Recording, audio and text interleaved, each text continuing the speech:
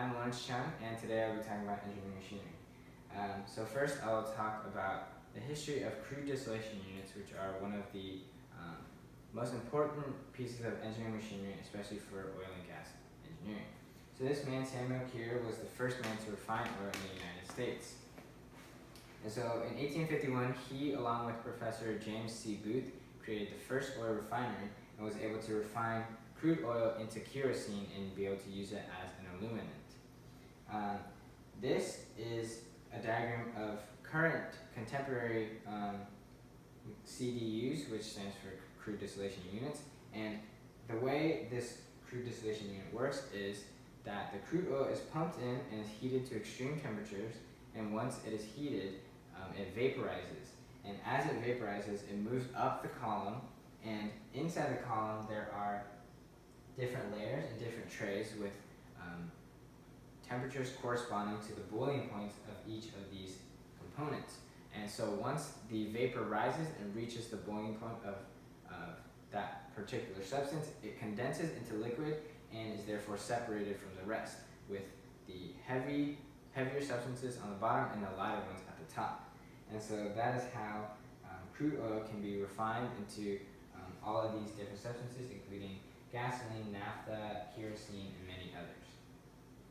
And so while crude distillation units are a very big part of engineering, nowadays engineers do not always construct new machinery for each new plant. Sometimes they will relocate an existing machine and ship it over to the new plant instead of constructing an all-new one. And so this is a simulated project on the relocation of a heater, which is another form of engineering machinery very similar to a crude distillation column. And so the first thing before you can execute a project is to determine if it is feasible to do the project. And so this is data provided by the client for the engineers to determine which to go with, the existing heater or constructing an all-new one.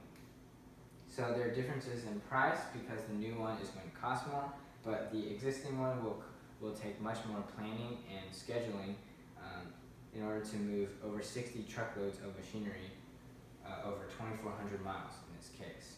And so once you determine that it is feasible to go through the project, you must create a checklist to ensure that you do not miss any vital steps. And so for each project, the steps may be different, but some of the general ones are obtaining diagrams and layouts of the old and new plant, as well as getting the data and the dimensions of the machine that you are relocating. Additionally, engineers would like pictures of the old and new plant so that they know what they're working with and how they can implement this new machine into the plant. So once you have everything organized and planned, you can execute the project. But as you execute, you must take into account all the logistics and all the planning and scheduling that you must work with in order to coordinate with the fabricators, constructors, and the engineers, as well as the client. And throughout this whole project, these are some things that engineers must take into account. So one big thing, especially for oil and gas engineers, is the environment. And so there are lots of regulations set by the government that engineers must follow, including emissions regulations and also land rights, such as that of the Dakota pipeline.